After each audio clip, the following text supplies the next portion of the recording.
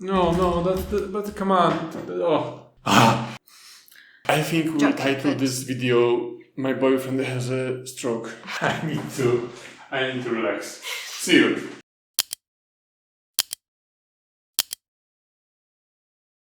Hello guys. Hi everyone. I'm Waldemar. And I'm Weronika. And this is part 2 of our video from the Redeemed Zoomer channel. Before we had 10 arguments for existence of God. And now from the same channel we have all atheist arguments answered in 10 minutes. Yep.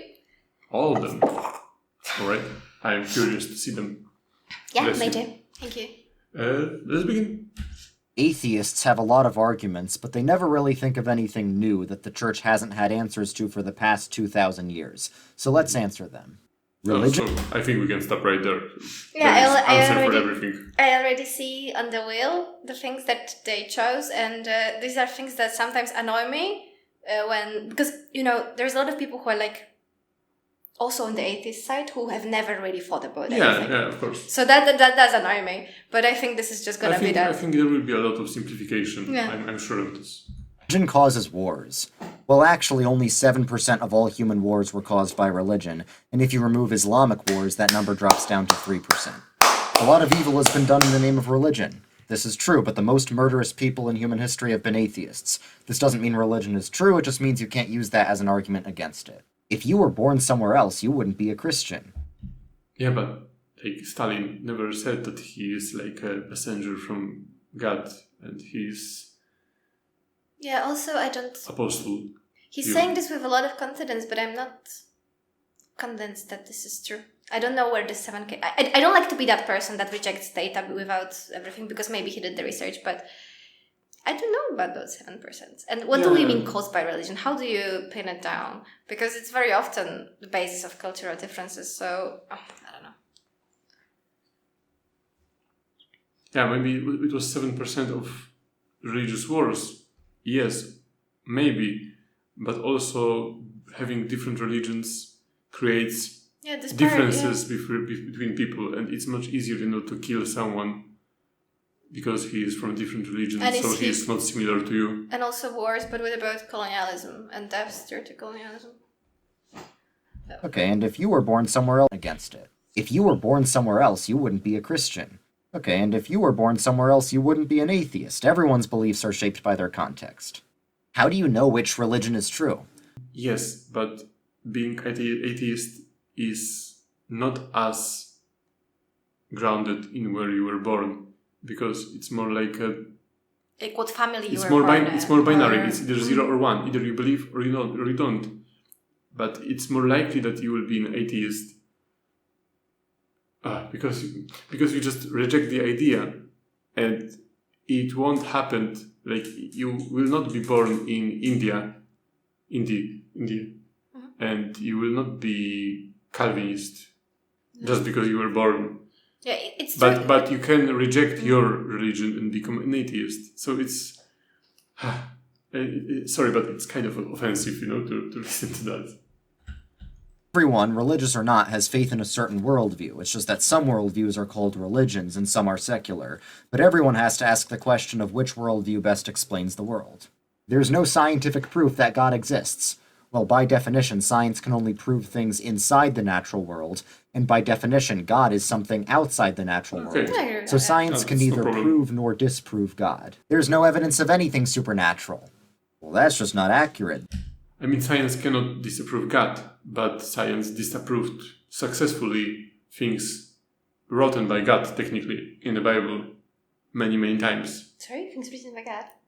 Written by God in the Bible. Okay. Like, scientifically, you cannot say God doesn't exist, because, like he said, God is living outside of the realm of science. But things in Bible that are said to be words of God were disapproved by science. Like creation of the universe, and like... creation of the universe, not quite yet. Like what, it happened in 7 days? Well, probably not, but what is a day? Or a guy being swallowed by a fish and living inside a fish. I told you it hadn't happened. There's this book right now that I really want to read about this guy who was swallowed by a whale. He was only there for I think a couple, 48 hours or 24 hours, but he was inside a whale. But it's different. It wasn't back there. He had equipment as well, I think. But I really want to read that book. You know what I mean. I know what you mean exactly. There are medically documented. There's no evidence of anything supernatural. Well, that's just not accurate. There are medically documented cases of people with demonic possession speaking in languages they don't know, for example, and people with near-death experiences getting information they never had access to. The Bible has... There is this something that you lose the coherence of language, but that's completely different. That you don't understand, but you don't start speaking Spanish fluently. But I think I will have but you can't be I will need many breaks. I'm sorry, I'm so emotional because, it was part of my life for so many years. And I heard all of this many times. And it's like hearing this again, I have PTSD. Contradictions. Okay, you think you found an apparent contradiction that the church hasn't known about for 2,000 years? Every apparent contradiction can be explained by understanding just a little bit of theology. The Gospels were anonymous. Okay, anonymous. That was very informative and not condescending at all. But that's not true. Like, for example, about when Jesus was born, the Gospels contradict themselves because in one Gospel you can read that there was this census? Census? Oh, about killing the little babies. No, about the Emperor August requested people to sign how many people are living where. And in the other gospel, it says that Jesus was born and there was a King Herod. And from history, we know that those two events were not happening at the same time. So Jesus could be born either after the census by Emperor August, or he could be born under the rule of King Herod. Yeah, but like he told you think the church hasn't known about this for 2,000 years? Yeah, that's why. You just have to know some basic theology and then you'll understand. And that was, I'm sorry, I really didn't like that because you don't need to be condescending. If you think you really understand it, then show one example because you didn't. You don't know basic theology. This doesn't mean we have no idea who wrote them. It just means the names of the authors aren't signed in the text itself. But we literally have writings from church fathers who knew the apostles and can verify that they indeed wrote the books named after them. The Gospels misquote Jesus. Now, it's true that a lot of secular scholars think the Gospels are a mix of real quotes from the historical Jesus and fake quotes added by the church, but none of them can agree on which quotes are legit and which are not, so we can discard their opinions. Jesus never claimed to be God. Yes, he did. He didn't say, I am God, worship me, but he showed that he was God in many places in all four Gospels by doing things that only God can do. It's true that he didn't walk around before his resurrection claiming to be God, because he wanted people to figure it out themselves. That's why he kept saying, who do you say that I am? However, after his resurrection, people figured out that he was God, and Jesus congratulated them. The later one of the Gospels was written, the more divine it makes Jesus seem, so we can extrapolate that Jesus was originally a human figure who got made more divine over time.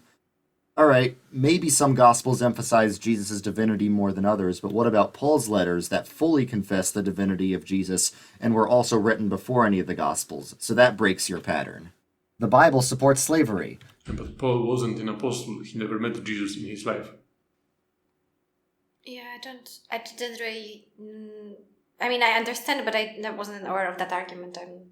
Yeah, but Paul never met Jesus, so whatever he wrote, it was not a first-hand experience. I think what he's trying to say that he was called divine before that point, so if he called him divine, then he must have heard of it, so it was already... What he meant was that the people who lived in the same time as Jesus already considered pictured him more as a human, and later the new sources were written, then more divine he was in those sources. This contradicts but Paul lived very close to the time that Jesus lived. I mean, he lived at the time that Jesus lived, but he never met him.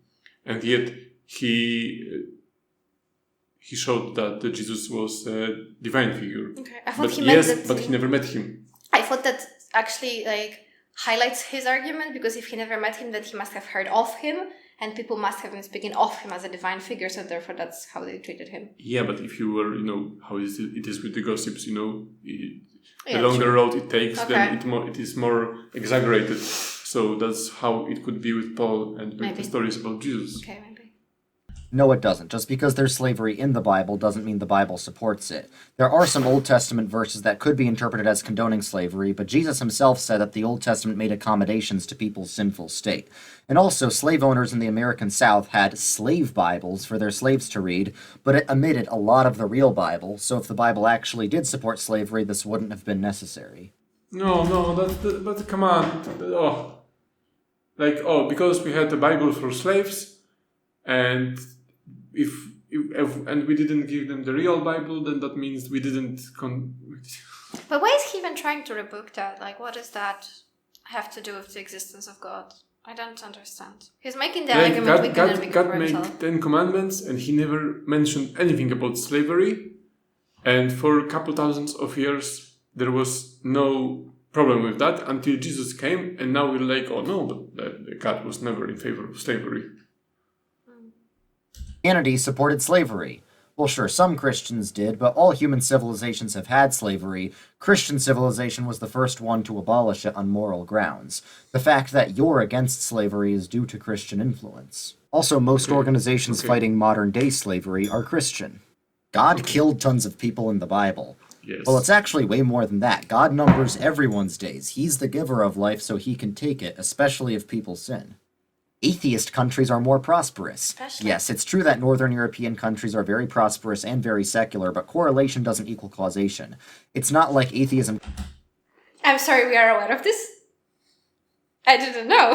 I'm sorry not to be mean, but everything else kind of seems in contradiction to that. And also, I don't understand. Whenever it suits him. I wonder if it's like a rage bait or something, because I had a similar impression with the video before, and I just said I think it's due to an experience that I have even worse.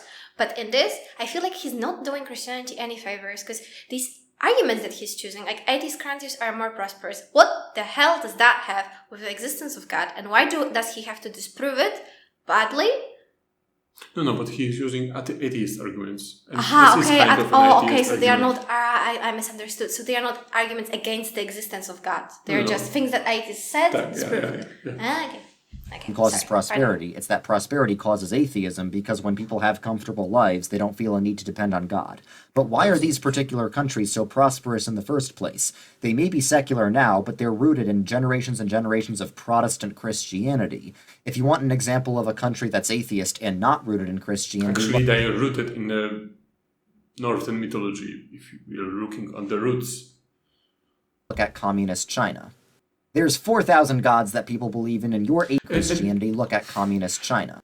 Correlation doesn't equal blah, blah, blah, blah, but look at China. Skip.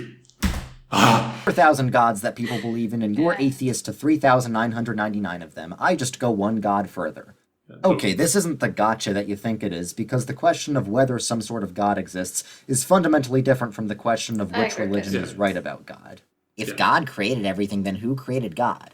Well, God is defined as the uncaused causer. Everyone knows there needs to be a first cause at the beginning of the chain of all events in the universe, and it makes a lot more sense for that first cause to be a personal God who caused things for a reason, rather than some random impersonal force. Science Okay, no, I just wanted to say, because I said I agree with this. I don't agree with this. I agree it's not... I don't agree with how you see it, that this doesn't make sense. I think it makes sense to assign a divine person at the beginning, but I don't think it makes more sense that there was a personal God, just to make it clear. Proves God. Well, actually, the church invented modern science. All the founders of the scientific revolution deeply believed in God. But you burned some of them along the way. And he has the balls to put fucking Galileo Galilei there. I mean, the guy who you wanted to burn. And now you're like, oh, no, he's our guy. Look, he's white, he was born in Europe, therefore he was a Christian. So he was a Christian, and the balls. I mean, how you wanted to burn this guy, and now you're using him. He's rolling in his grave right now. All the founders of the scientific revolution deeply believed in God, and medieval theologians laid the groundwork for modern science by saying the world was governed by an intelligent creator. That means we can understand the world with our intelligence, and studying God led to studying the world because the world is God's creation. God is just used to fill in the gaps of things that science can't explain yet. Well, actually, God is the reason for everything, even things that science can explain. It's not one or the other. It's not like everything's explained by either science or God, and the more science can can understand explain, the this. less God can explain. Really, science can explain almost everything, but I'm God is totally still focused. behind it all. Because this science one is explains the rational. We how, agree with and this God one. explains the why. If God is good, why can't he destroy all evil? Well, he eventually will. Why can't he do it now? Because he'd have to destroy you. Why does God let any bad things happen? Because we deserve it. Well, animals don't sin, so why do they suffer? Well, the Bible says all things will be restored, so if God is good, we can assume that they'll be compensated. How do you know that God isn't evil instead? Well, because evil is not a thing the way good is. Just like cold is just a lack of heat, and dark is just a lack of light, evil is just a lack of good. And for good to be objective, it needs to come from God. So a God who is objectively evil is logically impossible. That's not true. I mean, I heard this argument when I was younger, and that's not true. Like, this metaphor, it looks nicely, but it's not that. The metaphor he's using is that there is no darkness, it's just there is no light, and there is darkness. And they use this for good and evil. Like, when there is no good, then there is an evil. But that's not true. And quick example, like if you watch Breaking Bad, for example, the main character, Walter White, he has this journey from seemingly a good guy to a bad guy. But that's not really what this show was about. He was never a good person. He was just he didn't took any actions in his life. So he was like flat. Yeah. So he wasn't neither good or bad. He was just passive towards everything. And evil is not a passive act. You need to act to create evil. Like Holocaust, for example, was not a passive act. It was not just a lack of goodness. It was an act of evil. So, like, if you will have lack of evil acts and lack of good acts, then you are passive, and then there is nothing. But evil is not just a lack of good.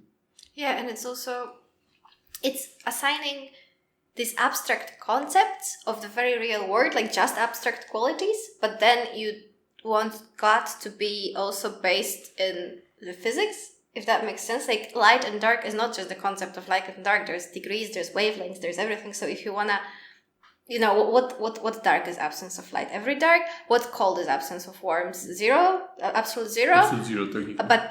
And then the highest possible temperature achievable is a very abstract concept, because maybe we can have a higher temperature. So there are not these contrasts. So is evil like the warmth, or is evil like the cold?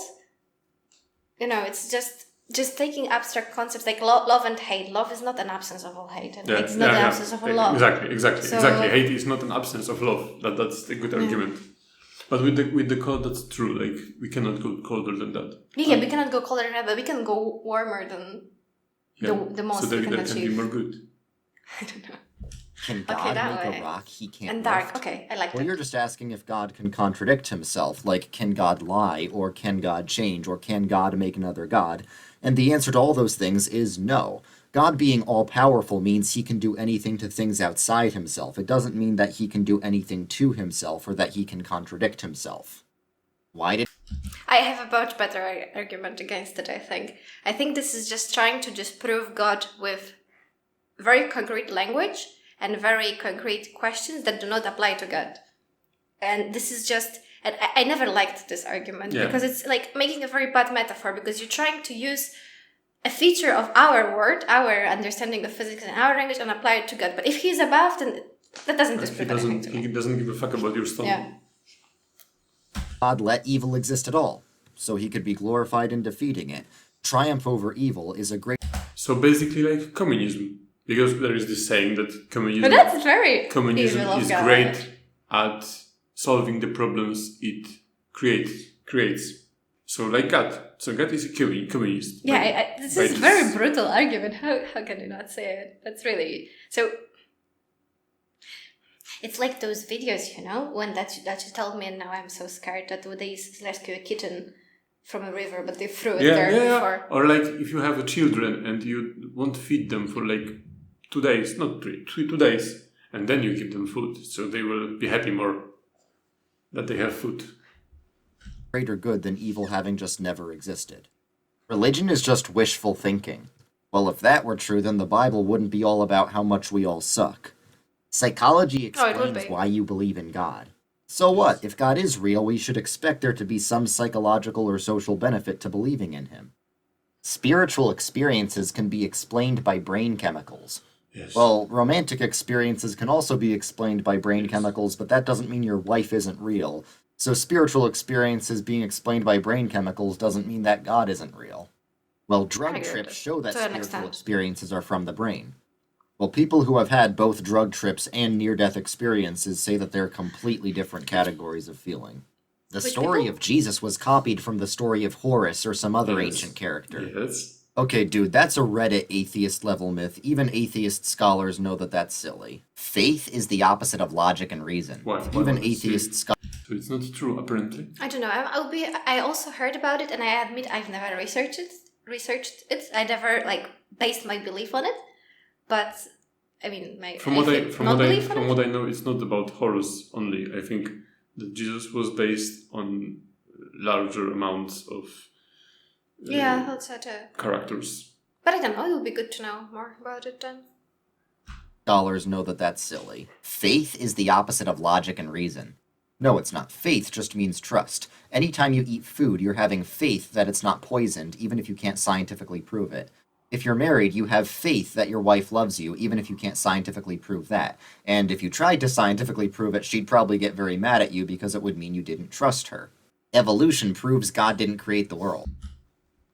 But, it's so strange to me because I agree with the argument that faith and science can be completely separate and you don't need to use logic or reason to prove your faith to me. I don't need that at all, and I think it's still valid. But the explanation he gave was not very... You know what I mean? He ruined the final explanation. I'm sorry, but I'm tired by this video. There's, I think, only a couple left. You ready? Well, not necessarily. God often works through natural processes in the Bible, and for all of church history, there have been prominent Christian theologians who have had a more metaphorical interpretation of Genesis, even well over 1,000 years before Darwin existed. Christianity only spread because of military conquest. Well, eventually they did do military conquest, but for the first 300 years of Christianity, it was illegal, and it took over the Roman Empire despite that because of how popular it became. That's very true, and that is a very good point, because it's really fascinating how Christianity was able to spread so quickly and so strongly, and that people were willing to die for this in such brutal ways. And that is really one of the arguments for the existence of someone that Jesus Christ is based on, or even Jesus Christ Christ was not his name, but Jesus was his name. So yeah, that is for me a good argument. It's really a fascinating topic that they were persecuted, and yet they were able to spread that much. And it also makes me mildly sad, because the religion that is described in New Testament and parts of it, that is the religion of love and acceptance and everything, and that so many people were willing at the beginning to die for it because there was no money linked to it at the beginning, and it was a religion for everyone, and everyone was supposed to practice it, within bounds, of course. And they were willing to die for it, and then what has been done to it is what has been done to it, and it's just really sad. Constantine invented what we now know of as Christianity. Again, Reddit atheist-level myth. Atheists can do better than that. Listen to an actual scholar. If Christianity is true, why... So that was his argument? What's the myth? This suburb of Constance? Suburb was the word for that? What? That was the myth? And that they gathered there and they decided what works will be in the Bible and which works won't be in the Bible. But there's also no need that's a myth. There's also no need to disprove that. If you want to say that your religion is true, well, then they just decided which parts were written by God because they, I don't know, they had this divine inspiration or something. And also in one of his videos, I think he's saying that how Christianity was formed. You didn't watch that. It's the history of Christianity, I think. And he's showing many instances when some people believed that way and some people believed this way, and then there was some fighting, some arguments, and then this side win, and this side was Roman Catholic Church, and this side was some other denomination of Christianity. And it happened again, and still the prevailing force was still the Roman Catholic Church. Like, for example, when they created this dogma about the Pope, that he cannot be mistaken, never. Mm. And it was not so long ago. And people who were like, oh, come on, that's too much, they are called Old Catholics. Mm-hmm. And the people who were like, okay, that's fine, they are still the Roman Catholic Church. But yeah, it was a kind of a heresy. An excellent book about this. I don't know if you've read The Name of the Rose. No. I watched the movie. I don't know how much the movie is focused on it, but it happens at the time of the schismas and at the time of the discussion by the monks and the other side about whether priests are allowed to be wealthy or not. And there was a lot of them arguing that Jesus was wealthy. So I think it describes in amazing detail just how ridiculous some of these things were. And it was just really about the interest of whoever won. And then they believed that it was 100% true. And it really shows you like the mechanics of other heresies as well and how they decided whether that particular heresy is true or not. Why are there so many denominations of it? Well, yeah, there are a lot of denominations, but the things they agree on are a lot more significant than the things they disagree on. There's no evidence for Jesus outside the Bible. Some people...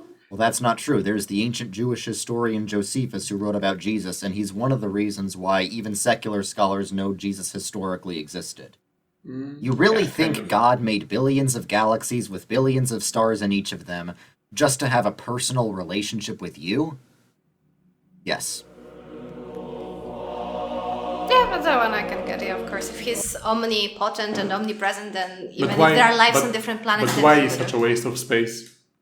Like, even in our galaxy, even if there are other galaxies with other lives. That doesn't convince me, because maybe it is not possible. Maybe he cannot... I mean, life, the way he made the universe, life is just rare, and it has to work that way. Yes, but that's what I said before in our previous video, I think, that it makes much more sense if God is forced to play by the rules. He makes the mistakes, and if he creates the rules, then there is no point for that. So that's what I was saying. But maybe, that it makes much more sense if he is playing by the rules and he needs to obey them. Yeah, you're right. And that's why he had to create life on this planet the way it is.